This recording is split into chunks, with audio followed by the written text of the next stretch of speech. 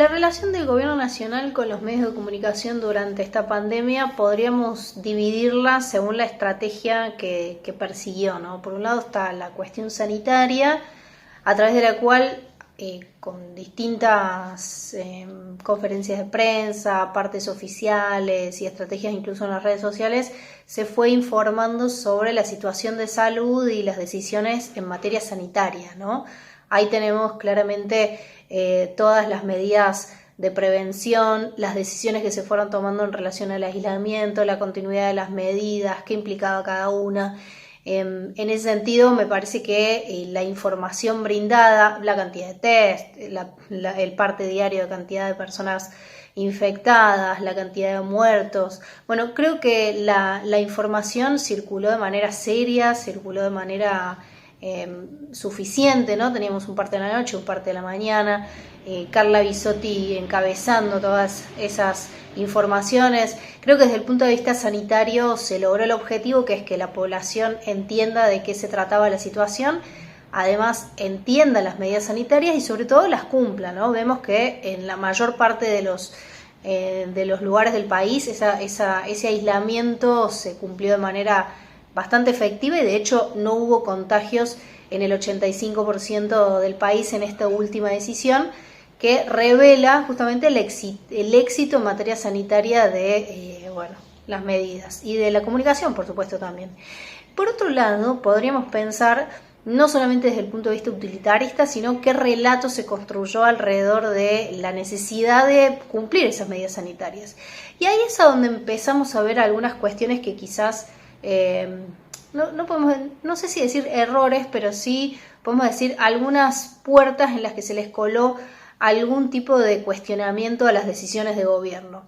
¿De qué estoy hablando? Bueno, el relato que se construyó en relación a la pandemia fue que el gobierno tomaba decisiones en materia de salud en materia sanitaria para proteger la salud de las personas y que eso se anteponía a la economía. Y entonces en esta dicotomía que introdujo el presidente entre salud y economía, se abrió la puerta al cuestionamiento de los sectores opositores. El gobierno aclaró que no tenían responsabilidades de gestión.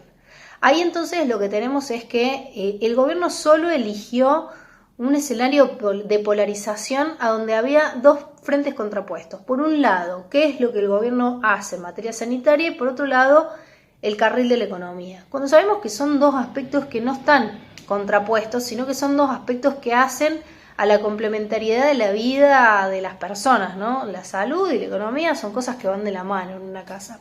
Entonces, desde ese punto de vista, me parece que esa polarización le fue costosa a la Administración Nacional y que podría haber encauzado la decisión hacia otro lado en materia de comunicación, sobre todo porque en materia de economía sí estaba tomando decisiones, ¿no? Y ahí me meto con otra cuestión que tiene que ver con las medidas económicas en el contexto del coronavirus, que son medidas completamente atadas a la coyuntura, ¿no? Sin hablar específicamente de todo el combo que tiene que manejar la Administración Nacional. Sí podemos decir que el coronavirus no estaba para nada en los planes del mundo, ni siquiera de la Argentina, y que esto obligó a la administración entrante a tomar una serie de medidas que no estaban en su tablero de análisis, con un margen fiscal muy cortito, porque la situación en la que viene la Argentina es un sobreendeudamiento, un reperfilamiento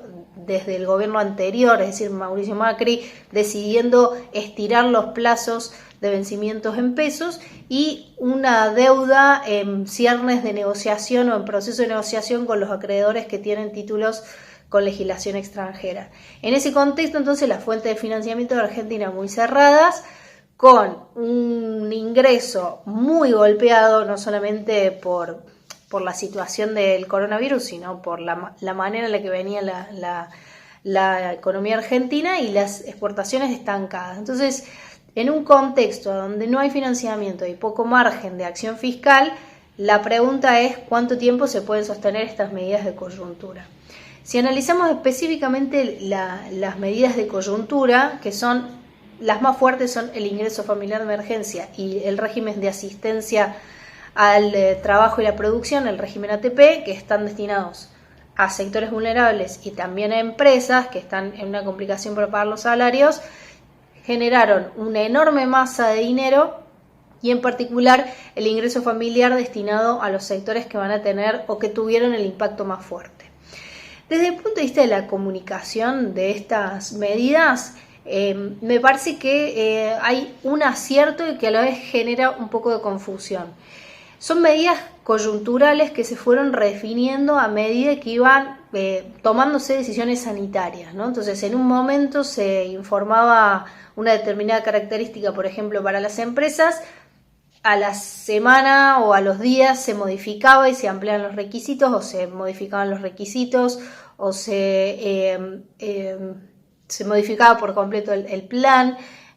Creo que también lo inédito de la situación hizo que esa coyuntura fuese también muy movible.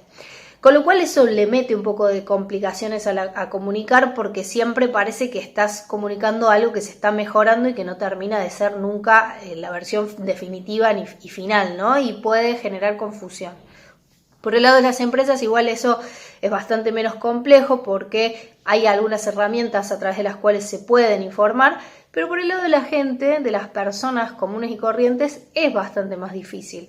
Y acá nos metemos con, podemos decir, uno de los errores más grandes que tuvo el gobierno en materia de comunicación, que es el ingreso familiar de emergencia y sobre todo esa imagen de los bancos repletos que vimos cuando se quiso cobrar la jubilación, la situación en la que quedaron muchas personas, sobre todo miembros de los grupos de riesgo. Eso, motivó la salida de un funcionario, ¿no? De todas formas, eso no fue solamente un error de comunicación, porque sabemos que los errores de comunicación son el último eslabón de una cadena previa de errores, que en este caso tenía que ver con el cronograma y la manera en la que se gestionó ANSES en el medio de este contexto. Yo diría que, como para cerrar, ¿cuál es la conclusión? Me parece que en un contexto de inéditos desafíos, el gobierno nacional logró, por lo menos desde el punto de vista sanitario, un éxito contundente con el cumplimiento de las medidas y desde el punto de vista económico me parece que lograron tomar decisiones importantes, pero abrieron una dicotomía que finalmente podrían no haber comunicado de esa forma, ¿no? Sabemos que finalmente la salud y la economía fueron por lo menos de la mano en las decisiones que tomó la Administración Nacional. Creo que vienen muchos desafíos por delante y que esto es muy cambiante, por lo tanto me parece bien que haya mucha predisposición al diálogo y a la reunión y al tanteo con los distintos sectores, porque eso es lo que en definitiva va a determinar el éxito de las decisiones que se tomen.